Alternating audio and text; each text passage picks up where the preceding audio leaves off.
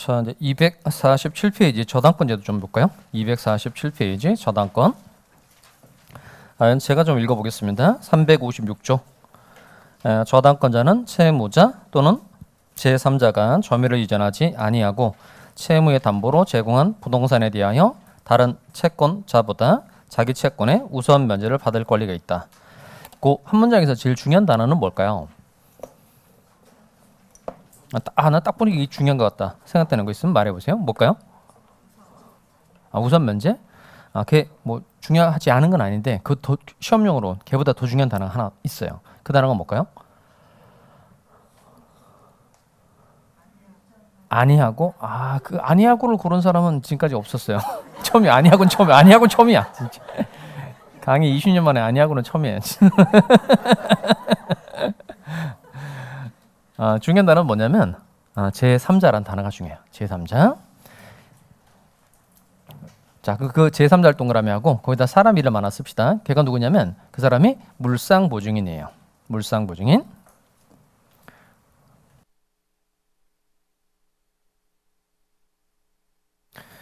지금까지 여러분 물상보증인 본 적 있어요?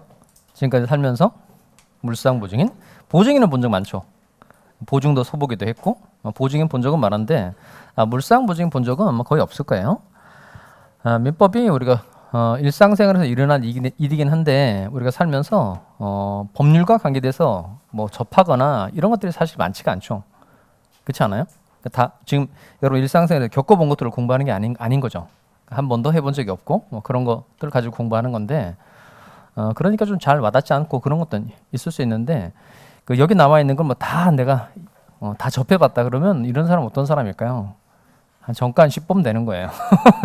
그러니까 다 배우지 않은 내용들을 접하지 않은 내용을 공부를 하는 거니까 처음에는 좀 이게 잘 와닿지 않으니까. 그런데 개념이 조금만 잡히고 나면 그 다음부터는 살이 붙어가는 느낌이 들거든요.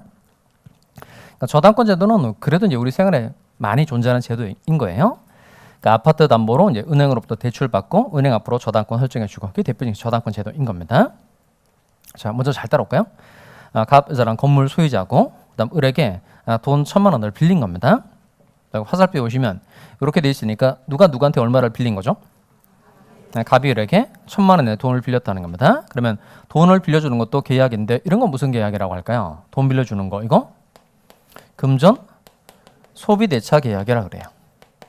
금전 소비대차 계약. 그 밑에 소비대차 계약을 기준으로 하면 을은 돈을 빌려준 사람이죠. 돈을 빌려준 사람 뭐라고 그럴까요? 돈을 빌려준 사람은 대주라고 하고 돈을 빌린 사람은 차주라 그래요.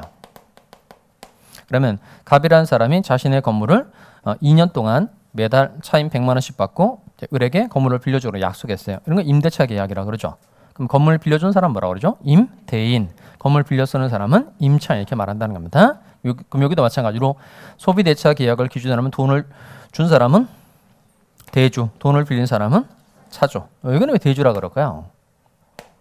돈을 대준 사람이다. 그래서 대주 이렇게 하면 되겠어요. 그러면 좀 연결은 될 거 아니겠어요? 그러니까 돈을 대준 사람은 대주, 돈을 빌린 사람은 차주. 이렇게. 자, 그다음에 요 소비대차 계약을 기준으로 하면 을이 대주, 갑이 차주 이렇게 되는 거고 요 1,000만 원을 기준으로 하면 갑은 1,000만 원을 갚을 의무가 있는 사람이니까 갑의 일은 뭘까요? 돈을 갚을 의무가 있는 사람이니까 채무자, 을은 채권자. 이렇게 1,000만 원을 기준으로 하면 갑은 채무자가 되고 을은 채권자가 된다는 겁니다. 자, 그다음에 문제가 되는 건 뭐냐면 요 을은 1,000만 원의 돈을 빌려주고 1,000만 원의 채권에 확실한 만족을 얻기 위해서 갑이 동산 가지고 있다. 그러면 을이 설정받을 수 있는 담보물건이 질권이고 갑이 부동산 가지고 있다. 그러면 을이 설정받아둘 수 있는 담보물건이 이게 저당권이 되는 겁니다. 그럼 건물은 당연히 동산이에요, 부동산이에요? 당연히 부동산이죠. 부동산이니까 을이 설정받아둘 수 있는 담보물건이 이게 저당권이 된다는 겁니다. 그럼 저당권이 성립하려면 갑하고 을이 저당권을 설정하기로 계약을 맺으면 돼요. 저당권 설정 계약인데 저당권 설정 계약은 갑이 사용가치, 교환가치를 다 지배하고 있다가 이 교환가치를 을에게 넘겨주기로 하는 합의가 이게 저당권 설정 계약이 되는 겁니다. 교환가치를 이전해 주기로 하는 합의, 이걸 저당권 설정 계약이라고 말한다는 겁니다. 이때 교환가치를 이전해 준다. 그 말은 뭐냐면 네가 네 마음대로 처분해도 좋다는 뜻인 거예요. 그러니까 이 말은 뭐냐면 갑 내가 1,000만 원 갚지 않으면 을 네가 내 건물을 처분했는데 좋다. 그러니까 즉 내가 1,000만 원을 갚지 않으면 네가 이 건물을 경매에 넘겨도 좋다라고 합의하는 걸 저당권 설정 계약이라고 말하는 겁니다. 내가 1,000만 원 갚지 않으면 내 건물을 경매에 넘겨도 돼라고 하면서 교환가치 넘겨주는 걸 무슨 계약이라고 한다고요? 저당권 설정 계약. 이것도 이해됐죠? 자, 그럼 이때 우리 저당권 취득하는 원인은 값하고 계약을 맺은 거니까 저당권 취득의 원인은 법률 행위인 거예요? 법률 규정인 거예요? 법률 행위가 되는 거죠. 그러면 법률 행위로 인한 부동산 물권 변동이니까 몇 조가 적용될까요? 186조. 그러면 186조 조문 어떻게 돼 있죠? 186조 조문은 표정이 그건 좀 무리인데 제가 읊어드리죠. 그러면 부동산에 관한 법률 행위로 인한 물권의 득실 변경은 등기하느냐 그 효력이 생긴다는 겁니다. 부동산에 관한 법률 행위로 인한 물권의 득실 변경은 등기하느냐 그 효력이 생긴다. 이걸 제가 1년 내내 읊어주죠. 몇 번 읊어줄 것 같아요? 186번 186조라서 같이 한번 해봅시다. 부동산에 관한 이렇게 자꾸 들어보면 여러분 나중에 이렇게 저처럼 돼요. 부동산에 관한 법률 행위로 인한 물권의 득실 변경은 등기하느냐 그 효력이 생긴다는 겁니다. 어제 그 합격자 모임 했었거든요. 합격자 모임 유튜브로 뭐 생중계해서 성황리에 잘 끝났는데 어제 그 여기 수강생이었어요. 여기 수강생하고 그 편지 이렇게 쓰신 게 그분 편지 쓰신 게 당첨이 돼가지고 저랑 화상 통화 이렇게 했었거든요. 영상 이렇게 했었는데 그분 얼굴 보니까 금방 알겠더라고. 근데 한 저 정도쯤 앉으셨던 분이거든요. 근데 처음에 오셔가지고 그 집에 이제 자녀도 키우고 공부도 하고 그러니까 시간이 너무 없다는 거예요. 당연히 없죠. 그렇지 않겠어요? 그러니까 오전에 수업 나오셨는데 오전에 수업 받고 집에 가서 하루 종일 그 집안일하고 그다음에 또 저녁에 또 하여튼 오잖아요. 또 챙겨줘야죠. 짜증나는 인간 오잖아요. 그럼 남편 챙겨주고 애들 또 봐주고 그러다 보면 이제 저녁이 되는 거예요. 애들 다 자면 공부하는 거죠. 이제 애들 한 9시, 10시쯤 자면 그때 공부하기 시작한 거예요. 그러면 이제 공부가 해보면 한 2시, 3시 금방 넘어가거든요. 그러면 또 그 피가 먹을 거 자고 또 똑같이 생활하고 그러니까 열심히는 사는데 그때 첫 모의고사 점수가 너무 안 좋아서 저를 찾아왔던 기억이 저도 나거든요. 그분들 그걸 편지에 썼고 그래서 제가 그렇게 얘기를 했다는 거예요. 그렇게 복습할 시간이 적으면 그냥 1차만 해라. 그랬대요 내가. 그건 기억이 안 나는데 내가 그냥 그렇게 복습 시간이 적으면 1차만 하라고. 저는 그냥 그렇게 얘기한 것 같아요. 이분이 요 정도 얘기에 그냥 마음이 팍 사그라들 사람이면 끝까지 못 가겠구나 그런 마음에서 그렇게 얘기를 한 거예요. 그리고 한 달이 지났어요. 또 왔어요. 왔는데 점수가 별로 나아진 게 없는 거예요. 근데 내가 물어봤죠. 어떻게 공부를 했느냐 그랬더니 자기 그 생활하는 속에 다 이제 공부하는 시간을 다 쓰고 있는데 그러니까 혼신님을 다 하고 있는데 점수가 잘 안 나오는 것 같아서 그때 내가 조금씩 얘기를 해줬어요. 그러니까 민법을 잘하기 위해서는 그것도 사람들마다 그 사람이 생활을 다 알아야 돼요. 생활을 알아서 이렇게 들어보면 이분이 뭘 못하는구나. 그리고 모의고사집 보면 이분이 뭐 이론을 잘 못하고 정리를 못하는 사람인지 공부를 하긴 했는데 암기가 뒷받침이 안 되는 건지 막 판례를 못하는 건지 사례 접목을 못하는 건지 그 문제집 안에 다 정보가 다 있거든요. 그래서 제가 보고 몇 가지만 그중에 한 문제점이 한 10가지였는데 한 2개만 얘기해 줬어요. 그 2개를 고치더라고요. 그 점수가 그만큼 올라왔어요. 그리고 또 그 다음에 또 오셔가지고 제가 공부 잘 돼 이렇게 물어보기도 하고 보니까 메꿔야 될 것들이 거의 대부분 다 메꿔진 거예요. 근데 막판에 그래서 집중적으로 뭘 하면 좋을까요? 이렇게 얘기해서 하나를 찍어주죠. 딴 거 다 필요 없고 이거만 해라. 그리고 그분이 시험장에 가서 맞은 점수가 82.5점이에요. 본인도 그 작년 민법 시험이 그렇게 쉽지는 않았었거든요. 근데 자기도 그런 점수를 기대 안 하고 했는데 자기 채점할 때 깜짝 놀랐다는 거예요. 자기가 막판에 너무너무 많이 봤던 그 자료에서 제가 만든 여러 가지 자료 중에 한 자료만 계속 보라 그랬거든요. 사람들이 그 힘을 집중을 못해요.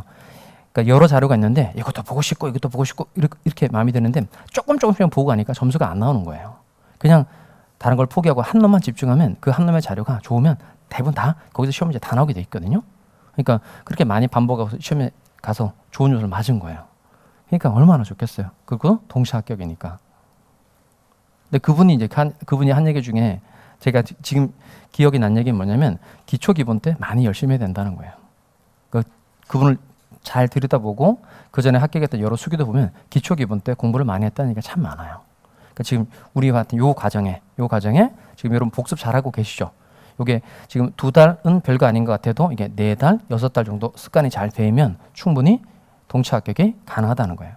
안 많은 사람이 접수했다고 하더라도 지금 요 기초 기본 요 과정을 잘 습관을 잘 들이시기 바라요. 조금 힘들어도 시간 투자해가지고 정리하는 거 해보시기 바라요. 그리고 기본 과정부터는 제가 보니까 이 정리를 할 때 뭘 정리를 해야 되는지 잘 모르는 사람이 많더라고요. 지난번에 어떤 분이 한번 교수님 저 정리를 했는데 좀 봐주세요. 가져왔는데 이분이 제가 수업한 내용만 정리를 하면 되잖아요. 그런데 그걸 정리를 하다가 잘 안 되니까 책에 있는 내용을 다 옮겨가지고 온 거예요. 그 책하고 똑같은 걸 만들어가지고 온 거예요. 그래서 내가 팔 괜찮으세요? 팔 괜찮? 죽겠다는 거예요. 팔도 아프고 어깨도 아프고 눈도 안. 그래서 그렇게 하면 죽는다고. 그렇게 하면 바로 골로 가니까 고민하다가 그 내가 기본 과정 지금 이제 뭐 기초 과정이니까 이렇게 하고 기본 과정 때 내가 그 복습할 수 있는 자료를 줄게요. 복습 자료를 드릴 테니까 거기에 빈칸 넣기도 있고 그다음에 거기에 OX도 넣어드리고 수업 시간 하는 거 하여튼 정리를 해가지고 자료를 드릴 테니까 일단 그 자료에다가 정리를 차근차근 해보기 바라요. 그리고 걔를 좀 연습을 하고 난 다음에 그리고 기본서를 읽어요. 에듀윌 유료 회원만의 명품 교수 서비스.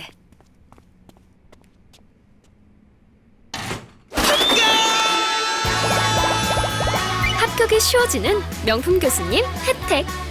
오직 에듀윌 유료 회원에게만. 에듀윌.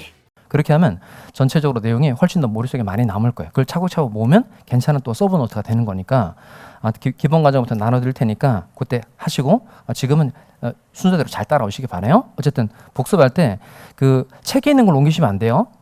책에 있는 거 옮기면 책하고 똑같아지니까 하나 많아요. 그럴 바에 차라리 책을 보죠. 그러니까 복습은 제가 수업 시간에 수업한 내용만 정리를 하는 거예요. 그래서 제가 수업 시간에 한 내용만 정리를 하면 되고 제가 수업 시간에 안 한 건 안 하시면 돼요, 여러분도. 그 때가 되면 하거나 아예 시험용으로 중요하지 않은가 영원히 안 할 생각이니까 간단해요. 제가 하면 여러분도 하고 제가 안 하면 여러분 안 하셔도 돼요. 아셨죠? 복습은 그렇게 하는 거예요. 다시 원래 들어와서 자 그러면 이때 요 저당권 설정 예약의 경우에는 우리 저당권을 취득하는 원인은 법률행위니까 186조에 따라서 반드시 무엇을 해야 등기를 해야 저당권을 취득한다는 겁니다. 그럼 이때 저당권 설정 계약을 맺고 이제 등기를 하면 을이 저당권을 취득하죠. 그럼 을의 이름 뭘까요? 저당권자. 갑의 이름은 저당권 설정자가 되는 겁니다. 그러니까 즉 누구에게 저당권을 설정해 준 거예요?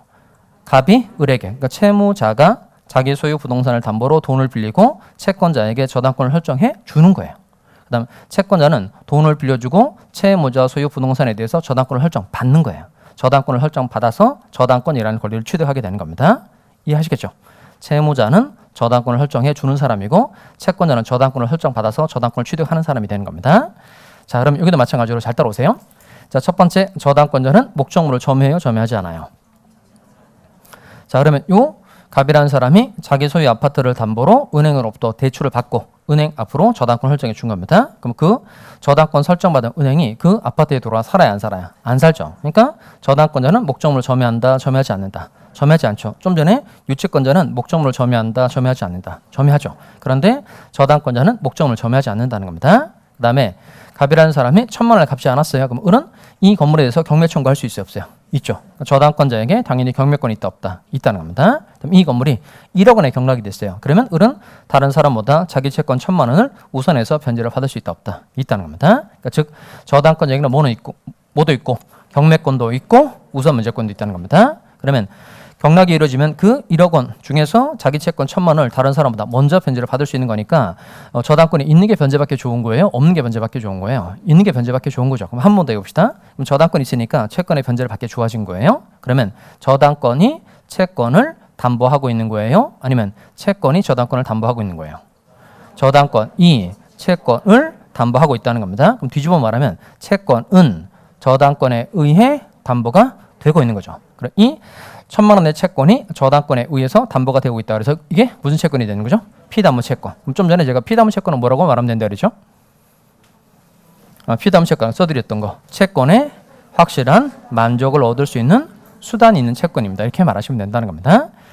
나중에 기초 과정 여러분 수업 이제 끝마치고 기본 과정 때 가면 기초 과정 때 수업해 줬던 내용 기본 과정에 가면 다 똑같이 해줘야 안 해줘요? 다 똑같이 해줘요. 이때까지는 해줄 수 있단 말이에요. 그러니까 그 복습 안 한 거 있죠. 복습 안 한 거 너무 그 스트레스 받거나 그러지 마세요. 복습 안 한 거 지금 뭐 손대가지고 하려 그러면 할 수 있으면 하시되 너무 해야 될 양이 많으면 손대서 하기가 힘들잖아요. 그 기본 과정가 그대로 해드릴 테니까 그때 가서 하도록 하고 지금 수업하는 내용부터는 차근차근 복습하면서 따라오시기 바랍니다. 또 하나 중요한 게 뭐냐면 그 기본 과정 때 공부를 처음 시작하는 사람은 기초 과정 처음 시작할 때 여러분하고 똑같은 상태가 되는 거죠. 그럼 여러분은 기초에서 수업 받고 그 내용을 또 기본에 또 듣는 거니까 전에 수업했던 내용을 또 듣는 거니까 훨씬 잘하겠죠. 대답도 잘하게 되고 알아듣는 것도 좋아지게 되고. 근데 기본 과정의 공부를 처음 시작하는 사람은 여러분이 실력 있는 사람인 것처럼 보일까요? 없는 사람인 것처럼 보일까요?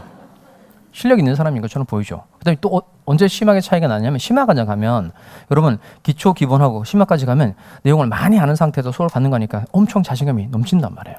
근데 심화 과정 때 공부를 처음 하러 들어오는 사람은 여러분 거의 막 입에 불이 나오는 사람이 되는 거죠. 그래서 그 기본 때 오는 사람하고 그다음에 심화 때 공부를 처음 하러 오는 사람이 여러분에게 질문하는 게 많아요. 그게 용어 질문이 되게 많아요. 그러면 여러분한테 저기요 피담보 채권이 뭐예요? 이렇게 물어봤어요. 피담보 채권이 뭐예요? 이렇게 물어봤어요. 뭐라고 얘기해 줘야 돼요? 뭐 시끄러워 이렇게 얘기하지 말고 또박또박 채권의 확실한 만족을 얻을 수 있는 수단이 있는 채권입니다. 이렇게 말하면 좋다는 거예요. 그게 핵심이에요. 그렇게 내용을 그 용어는 이렇게 잘 전달해 주시기 바랍니다. 제가 가르쳐 드린 것대로 그거 대신 이상을 가르쳐 주시면 안 돼요. 공부 방법 이런 거 가르쳐 주시면 안 되고 그 자기만 망하면 되는데 같이 망하게 할 필요 없으니까 용어는 제가 가르쳐 드린 것대로 추인이 뭐예요? 이렇게 물어봤어요. 그럼 뭐라고 얘기하면 돼요? 추후 인정입니다. 이렇게 말하시면 돼요. 추후 인정. 경매가 뭐예요? 그러면 경매. 그 용어 풀이해서 합니다. 경매. 경쟁 매매 준말입니다. 이렇게 하시면 돼요. 경쟁 매매. 공매는 뭐죠? 공개 매각의 준말 이렇게 하시면 돼요. 그렇게 용어는 이렇게 설명을 해줄 거. 시끄러우기가 안 되고 될 수 있으면 알려드린 것대로 용어로 설명해 주는 게 좋겠다는 겁니다. 다시 원래대로 오세요. 자, 그럼 다시 피담보 채권의 뜻이 뭐라고요? 그 왜 이렇게 안 들어오는 거예요, 도대체? 채권의 확실한 만족을 얻을 수 있는 수단이 있는 채권. 그러니까 지금 처음부터 계속해서 연습해 보시기 바랍니다. 다시 원래대로 와서. 자, 그럼 피담보 채권하고 저당권 중에는 뭐가 주된 권리일까요? 피담보 채권과 저당권 중에 뭐가 주된 권리죠? 당연히 요 피담보 채권이 주된 권리죠. 1,000만 원의 채권이 있고 1,000만 원의 채권의 확실한 만족을 위해서 저당권이 존재하는 거니까 1,000만 원의 채권이 없었다면 저당권도 존재할 수가 없다는 겁니다. 따라서 요 피담보 채권하고 저당권 두 가지 중에는 뭐가 주된 권리다? 피담보 채권이 주된 권리라는 겁니다. 그러면 요 피담보 채권, 저당권 둘 중에 이게 주된 권리라는 거예요.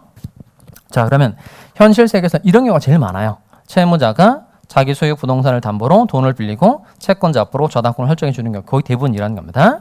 자, 그런데 이번에는 요 갑이라는 사람이 을로부터 1,000만 원의 돈을 빌린 겁니다. 누가 누구한테 돈을 빌린 거예요? 갑이 을에게 1,000만 원 돈을 빌렸다는 겁니다. 그다음 잘 보세요. 이제 병이라는 사람이 자기 소유 토지에 대해서 을에게 저당권을 설정해 줄 수도 있다 없다 있다는 거예요. 그러니까 여기는 돈을 빌린 사람이 누구예요? 갑이 돈을 빌린 거죠. 그런데 병이라는 사람이 자기 소유 토지에 대해서 을에게 저당권을 설정해 줬다는 겁니다. 그러면 이 경우는 소비대차 계약의 당사자는 누구죠? 갑하고 을 두 사람이고 저당권 설정 계약의 당사자는 누구예요? 병과 을이 되는 거죠. 그러면 이 갑이라는 사람이 을에게 1,000만 원의 돈을 빌린 겁니다. 그다음 병이라는 사람이 갑이라는 사람이 1,000만 원을 갚지 않으면 을리가 나의 토지를 경매에 넘겨도 좋다라고 둘이 합의했다는 겁니다. 그럼 이렇게 저당권 설정 계약을 맺고 이제 등기를 하면 이제 우리 병 소유 토지에 대해서 뭘 가지고 있는 거죠? 저당권을 가지고 있는 거죠. 대신 등기를 들이다 보면 채무자는 누구로 돼 있어요? 채무자는 갑으로 돼 있고 저당권 설정자는 누가 되는 거죠? 병. 요 병과 같은 사람을 이렇게 부른다는 거예요. 이 사람 이름이 얘가 물상보증인이라는 겁니다. 물건으로 보증을 섰다는 뜻인 거예요. 물상보증인은 물건으로 보증을 선 자라는 뜻인 겁니다. 자, 그럼 이 물상보증인의 특징을 여백에 좀 써놓을까요?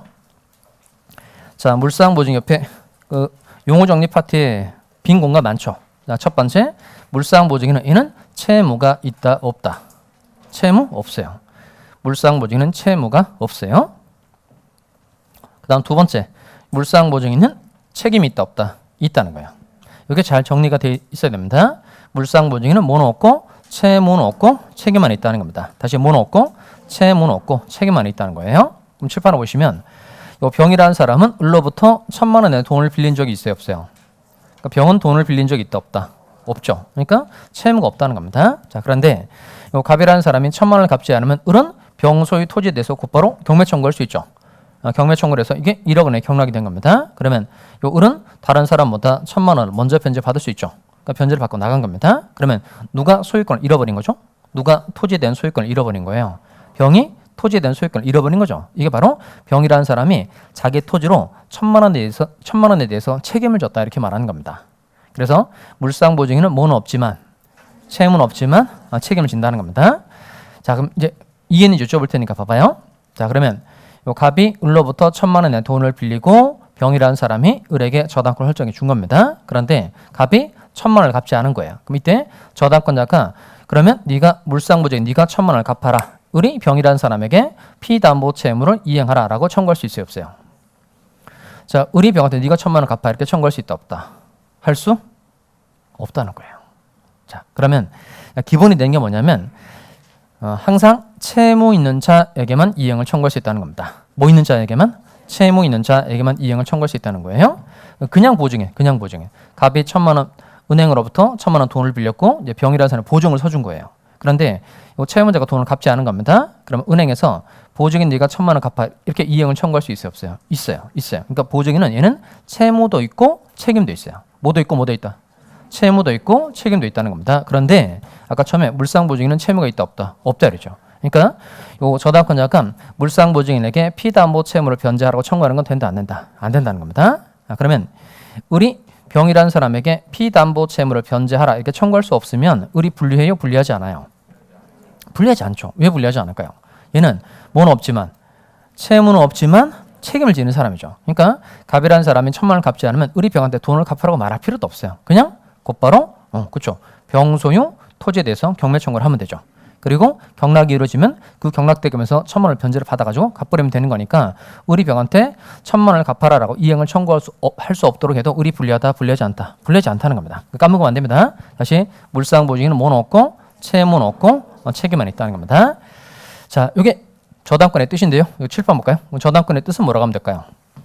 일단 저당권 설정해 줄 수 있는 두 사람을 꼭 말하는 게 중요합니다. 그래서 잘 따라오세요. 채무자 또는 물상보증인이 담보로 제공한 부동산에 대해 변제가 없는 경우 뭐하여? 경매하여 우선 면제를 받을 수 있는 걸로 이렇게 말하시면 됩니다. 다시 채무자 또는 물상보증인이 담보로 제공한 부동산에 대해 뭐가 없는 경우? 변제가 없는 경우 뭐하여? 경매하여 우선 면제를 받을 수 있는 걸로. 자, 그럼 여백에다 을 씁시다. 저당권 옆에다가 자, 천천히 한번 써보시기 바랍니다.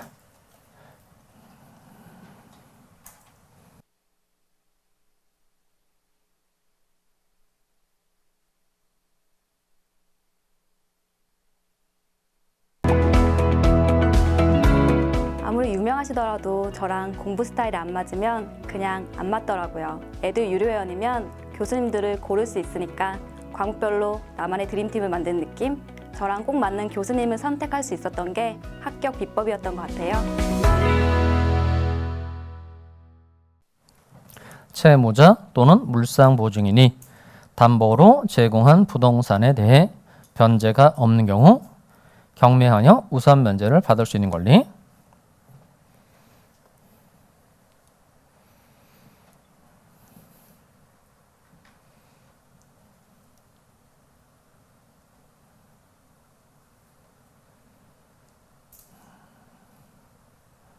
자, 여러분 쓴 건 천천히 한번 읽어봅시다. 자, 한번 읽어보겠어요. 시작. 천천히 읽어봅시다. 시작. 채무자 또는 물상보증인이 담보로 제공한 부동산에 대해 변제가 없는 경우 경매하여 우선 면제를 받을 수 있는 권리.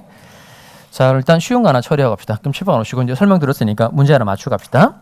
저당권 설정자는 피담보 채권의 채무자에 한한다. O의 X예요? 뭐 이렇게 질문만 들으면 이렇게 너무 빨랐어요? 천천히? 느리게? 저당권 설정자는 피담보 채권의 채무자에 한한다. 더 느리게 해드려야 돼요? 0.6배속으로 다시 저당권 설정자는 피담보채권의 채무자에 한한다. OX, X지 X. 그러니까 저당권 설정자는 누구도 될 수 있고 채무자도 될 수 있고 물상보증인도 될 수 있다는 겁니다. 둘 다 될 수 있는데 요 피담보채권의 채무자에 한한다. 값만 된다라고 돼 있으니까 OX, X. 자, 그다음 아까 저당권이 있으면 채권의 변제를 받기 좋아진다 그랬죠. 그러면 어떻게 저당권자가 자기 채권의 만족을 얻을 수 있겠느냐 이겁니다. 자, 이건 2장 넘어올까요? 자, 2장 넘어와서 자, 2장 넘어와서 먼저 제일 위로 올라가시면 이거 별것도 아닌 것처럼 보이는데 되게 중요합니다. 위로 올라오시면 저당권자가 피담보 채권의 변제를 받는 방법이라고 되어 있는 거 찾으셨어요? 자, 251페이지 제일 위에.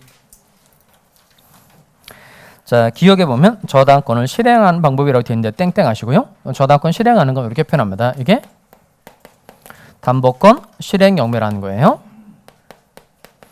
요 용어를 좀 잘 정리를 미리 해두기 바랍니다. 담보권 실행 경매, 저당권자가 경매를 청구하는 건 담보권 실행 경매 이렇게 표현한다는 겁니다. 그리고 담보권 실행 경매 이걸 뭐라고도 말하죠? 이걸 임의 경매라고도 말해요. 자, 그런데 그 임의 경매를 외워서는 이거 시험에 잘 안 나와요. 그러니까 앞에 있는 걸 기억하시기 바랍니다. 저당권자가 경매를 청구하는 건 무슨 경매라고 한다? 담보권 실행 경매라고 한다는 겁니다. 그리고 이 담보권 실행 경매를 무슨 경매라고도 한다. 임의 경매라고도 한다. 이렇게 기억하기 바랍니다. 자, 그럼 이때 갑이 1,000만 원을 갚지 않으면 을은 경매 청구할 수 있는 건 맞는데 갑을 상대로 재판하고 경매를 청구해야 돼요. 곧바로 경매를 청구할 수 있어요.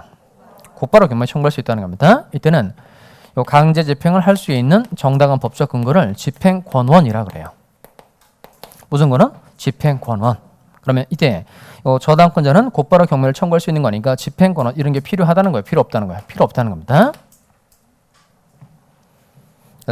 채무자가 피담보 채무를 변제하지 않으면 채권자는 저당권자는 곧바로 경매를 청구할 수 있다는 겁니다. 자, 그다음에 그럼 담보권 실행 경매라는 게 나오면 이건 누가 경매를 청구했다는 뜻인 거예요. 이거 저당권자가 경매를 청구했다 또는 전세권자가 경매를 청구했다 그런 뜻이 되는 겁니다. 대표적인 사람 하나 정확하게 기억합시다. 저당권자가 경매를 청구했다 이런 뜻이 되는 거예요. 자, 이렇게 집행권원 없이 즉 확정 판결 같은 거 없이 곧바로 경매를 청구할 수 있다는 겁니다. 그리고 낙찰이 되면 자기 채권의 우선 면제를 받을 수 있다는 거예요. 두 번째 갑시다. 두 번째 개시된 집행에 참가하는 방법. 참가 동그라미 할까요? 이건 이미 다른 사람에 의해서 경매가 신청이 된 경우에 그 경매 절차에 참가해서 우선 면제 받을 수 있다는 겁니다. 그러면 갑의 채권자 A가 갑을 상대로 재판하고 난 다음에 이 건물에 대해서 경매 청구를 했다는 겁니다. 그럼 다른 사람에 의해서 이 건물이 경매에 넘어가게 됐다는 겁니다. 그럼 그 경매 절차에 뭐해서 참가해서 저당권자가 자기 채권을 우선해서 변제 받을 수 있다는 겁니다. 자, 그 다음에 D급반의 채무자의 일반 재산에 대한 강제 집행. 일반 재산 비율 한번 해볼까요? 저당권 공부해 보다 보면 일반 재산이라는 표현이 나오는데요. 일반 재산은 써봐요. 이건 저당 부동산이 아닌 채무자의 다른 재산. 저당 부동산이 아닌 채무자의 다른 재산. 저당 부동산이 아닌 채무자의 다른 재산. 자, 요 그림 한 번만 더 들여다볼까요? 자, 먼저 갑이라는 사람이 이제 건물 가지고 있고 을에게 1,000만 원의 돈을 빌리고 을에게 저당권을 설정해 준 겁니다. 요 을은 1,000만 원에 대해서 어떤 사람이죠? 채권자. 그다음 갑의 건물에 대해서 을은 뭘 가지고 있죠? 저당권을 가지고 있죠. 그 밑에 요 을의 지위는 한 가지다, 두 가지다, 두 가지. 을은 먼저 채권자로서의 지위가 있고 저당권자로서의 지위 두 가지가 있다는 겁니다. 자, 그럼 아까 저당권자의 지위를 이용하는 방법은 그냥 담보권 실행을 하는 거고, 그다음 요 을은 또 채권자이기도 하니까 갑을 상대로 재판하고 난 다음에 요 저당권의 대상이 되는 게 건물인데 갑은 요 건물 말고 뭐 토지, 자동차 이런 게 있다고 칩시다. 이런 게 일반 재산이라는 거예요. 저당 부동산이 아닌 채무자의 다른 재산을 일반 재산이라고 한다는 겁니다. 그럼 이런 경우에는 요 우리 1,000만 원에 대해서 채권자였으니까 요 채권자의 지위를 이용해서 갑을 상대로 재판하고 난 다음에 요 채무자의 일반 재산에 대해서도 경매를 청구할 수 있다 없다 있다는 겁니다. 그건 D급반 옆편을 뭘 쓰냐면 이건 이름이 좀 달라요. 이건 통상의 강제 집행이라 그래요.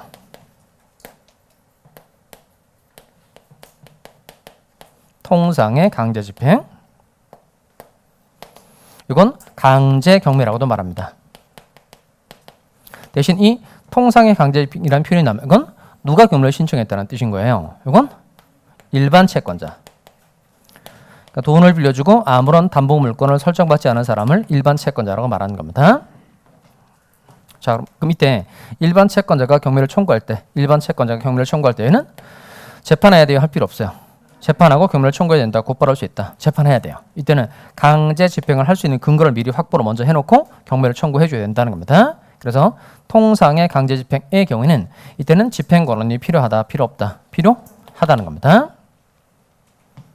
여러분 이제 정리를 해보면 일단 요 담보권 실행 의무라는 말이 나온 거예요. 그럼 이건 누가 경매를 신청하는 거예요? 이거 누가 경매를 청구했다는 거죠? 저당권자가 경매를 청구했고 이때는 집행 권한이라는 게 필요하다, 필요 없다, 필요 없다는 겁니다.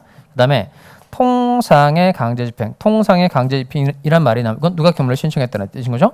일반 채권자가 경매를 청구했다는 뜻인 겁니다. 이때는 집행 권한이 필요하다, 필요 없다, 필요하다는 겁니다. 자, 또 10번 나오세요. 그럼 요 저당권은 주된 권리인가요? 저당권은 주된 권리인가요? 종된 권리인가요? 저당권은 당연히 주된 권리다, 종된 권리다. 종된 권리죠. 다만 이 저당권은 기본적으로 저당권 설정 계약을 맺는 거니까 저당권은 약정 담보 물건이다, 법정 담보 물건이다.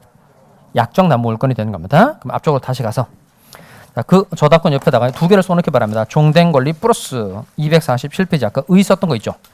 247페이지 의 썼던 부분에다가 이건 종된 권리 플러스 약정 담보 물건. 물론 법정 저당권도 있긴 한데 걔는 예외적인 현상이고요. 저당권은 기본적으로 약정 담보 물건에 해당한다는 겁니다. 그럼 좀 전에 유치권은 뭐였었죠? 유치권은 법정 담보 물건이고 그다음 저당권은 무슨 담보 물건이 된다? 약정 담보 물건이 된다는 겁니다. 자, 그리고 이번 기초 과정에서 하나 또 점검을 해 봐야 될 사항이 252페이지입니다. 252페이지. 자, 거기 보시면 양거래 이번에 법정 지상권이라는 제도 나와 있는데 찾으셨어요? 252페이지 양거래 2번 법정 지상권. 자, 거기 366조를 동그라미 하고요. 366조 저당물의 경매로 인하여 한번 읽어보시기 바랍니다.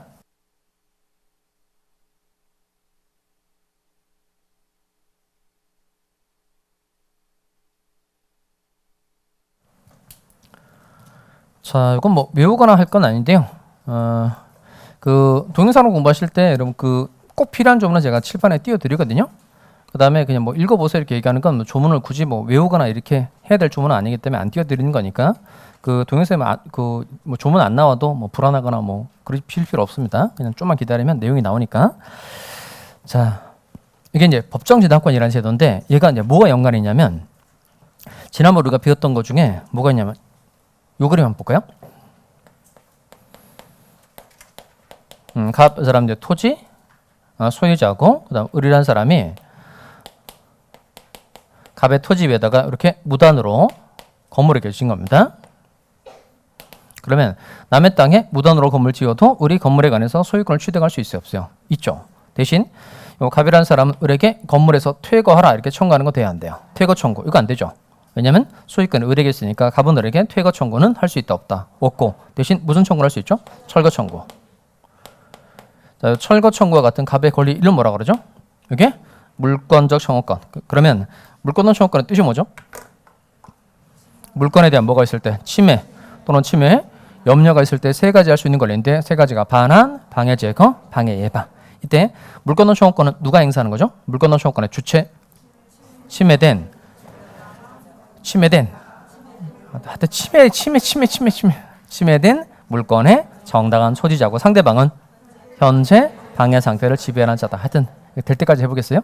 누가 누구한테 한다고요? 침해된 물건의 정당한 소지자가 현재 방해 상태를 지배하는 자에게 한다는 겁니다. 이게 이제 말로 나오면 문제를 맞추는 거예요. 말로 나오면. 자, 그럼 여기 와서 이제 무단으로 한 거니까 을은 갑의 토지를 사용할 수 있는 정당한 법적 근거, 권원이라는 게 있어요, 없어요? 없죠. 자, 그럼 이때 을이 갑의 토지를 사용할 수 있는 정당한 법적 근거로 뭐가 있을까요? 권원에 해당되는 거. 철거 청구를 당하지 않으려면 권원이 있어야 되는데 권원에 해당되는 걸로 뭐 어떤 것들이 있을까요? 일단 지상권 되죠. 지상권 있으면 권원 있는 거고 또 전세권도 되고 또 임대차 계약 맺어도 되죠. 임차권 있으면 된다는 겁니다. 그런데 무단으로 한 거니까 권원이 없다 이렇게 말하는 거예요. 자, 그러면 여기서 토지 소유자는 누구예요? 토지 소유자, 갑, 건물 소유자, 을. 이렇게 토지 소유자와 건물 소유자가 다르면 건물 소유자에게는 반드시 권원이라는 게 있어야 돼요. 다시 토지 소유자와 건물 소유자가 다르다. 그러면 건물 소유자에게는 반드시 뭐가 있어야 한다고요? 권원이 있어야 한다는 겁니다. 권원이 없으면 건물은 뭐가 된다? 철거돼야 된다는 겁니다. 이 기본 원리예요. 토지 소유자와 건물 소유자가 다르면 건물 소유자에게는 반드시 뭐가 있어야 한다고요? 권원이 있어야 한다. 권원이 없으면 건물은 뭐가 된다? 철거가 돼야 된다는 겁니다. 이건 이해할 수 있겠죠? 자, 그다음 요거 봅시다. 자, 갑이 이제 토지하고 건물을 함께 가지고 있어요. 토지와 건물이 동일인 갑 소유라는 겁니다. 둘 다 누구 소유라는 거예요? 갑. 자, 그런데 갑이라는 사람이 토지를 담보로 을에게 1,000만 원의 돈을 빌린 겁니다.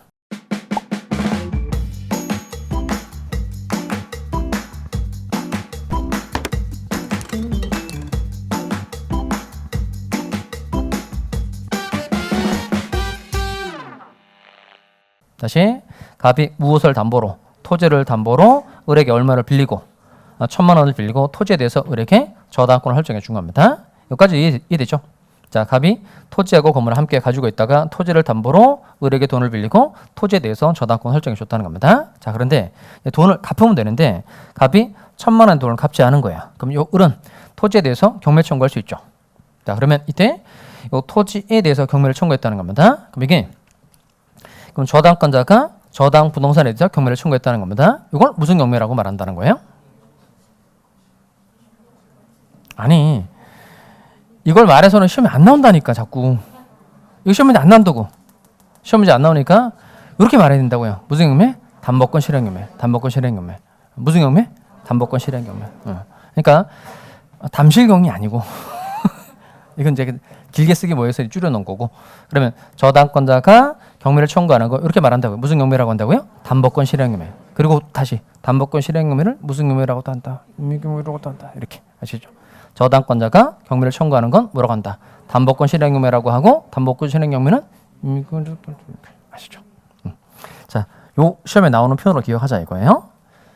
자, 그러면 이때 저당권자가 담보권 실행 경매를 한 겁니다. 병이라는 사람이 경락을 받은 거예요. 그러면 얘는 언제 소유권 취득하는 거죠? 경락대액은 완납한 때, 즉 매수인이 매각대금을 다 낸 때, 즉 경락인이 경락대액을 완납한 때 소유권 취득한다는 겁니다. 다만 이때 병이라는 사람이 토지에 대해서 소유권 취득할 때 등기해야 돼요? 할 필요 없어요? 상, 공, 판, 경매니까 소유권 취득할 때 등기 필요하다? 필요 없다? 필요 없다는 겁니다. 자, 다만 이제 문제가 되는 건 뭐냐면 이때 토지 소유자 누구예요? 현재 토지 소유자 병, 얘가 낙찰 받았잖아요. 경락 받았으니까 현재 토지 소유자 누구죠? 병, 현재 건물 소유자 갑. 그럼 제가 좀 전에 설명했던 내용이 떠올라야 되는데 이거 토지 소유자와 건물 소유자가 다른 경우 건물 소유자에게는 반드시 뭐가 있어야 한다고요? 권한이 있어야 한다. 이 권한이 없으면 건물은 뭐가 돼야 된다? 철거. 그 기본 원리라고 했죠. 자, 그러면 토지 소유자는 병, 건물 소유자는 갑. 그러니까 둘 다 다르다는 겁니다. 그러면 건물 소유자에게는 반드시 뭐가 있어야 돼요? 권한이 있어야 돼. 권한. 그럼 이때 토지 이용에 관한 정당한 권한으로 지상권, 전세권, 임차권 이런 게 있다는 겁니다. 자, 근데 이 왼쪽 그림하고 오른쪽 그림은 다른 게 있어요. 뭐가 다를까요? 자, 요 왼쪽 그림 여기 볼까요? 왼쪽 그림. 여기는 지금 어떻게 하면 무단으로 한 거니까 여기는 권한을 만들 수 있음에도 불구하고 일부러 권한을 안 만든 경우예요. 자, 여기는 지금 토지 소유자하고 건물 소유자가 달라지는 시점이 언제일까요? 경락인이 경락대금을 완납한 때가 되는 거예요. 그러니까 병이라는 사람이 돈을 내기만 하면 그 즉시 토지 소유자와 건물 소유자가 그냥 달라지는 거예요. 그러다 보니까 이때는 갑하고 병이 미리 만나서 토지 이용에 관한 권한을 만들 시간적 여유가 있어요? 없어요? 없죠. 그러니까 갑하고 병이 미리 만나서 너 나랑 지상권 설정 계약을 맺자. 전세권 설정 계약 하자. 나랑 임대차 계약을 하자. 이런 권한을 만들 수 있다 없다? 없다는 거예요. 그러니까 왼쪽은 권한을 만들 수 있음에도 불구하고 일부러 권한을 안 만든 경우니까 이 건물은 뭐가 돼야 돼요? 철거. 그런데 오른쪽은 권한을 만들래야 만들 수 없다는 겁니다. 그러니까 요 왼쪽은 권한을 만들 수 있음에도 불구하고 권한을 일부러 안 만든 경우니까 이 건물은 철거가 돼야 되지만 여기는 권한을 만들래야 만들 수 없는 경우니까 이 건물을 철거를 하면 돼요? 안 돼요? 안 되죠. 그럼 철거를 막으려면 갑에게 뭘 만들어주면 될까요? 권한.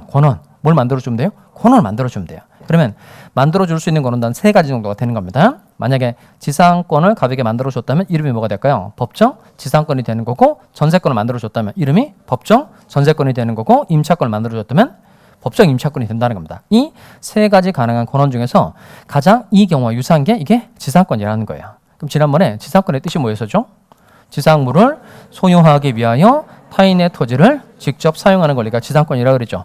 건물을 소유하기 위해서 남의 땅을 직접 쓰는 제도가 지상권이니까 이 세 가지 가능한 권한 중에서 지상권이 가장 유사해서 갑이라는 사람에게 이걸 만들어줬다는 겁니다. 뭘 만들어줬다? 법정 지상권을 만들어줬다는 겁니다. 그러면 법정 지상권을 만들어주면 이 갑이라는 사람이 병의 토지를 사용할 수 있는 정당한 권한이 만들어진 거니까 이 건물에 뭘 막을 수 있는 거죠? 철거를 막을 수 있다는 겁니다. 옆에 쓸까요? 양거래 2번 법정 지상권 땡땡 하시고, 자 법정 지상권 땡땡 하시고, 그다음 이제 이 제도의 존재를 꼭 기억합시다. 건물 철거 방지가 목적. 건물 철거 방지가 목적. 건물 철거 방지가 목적.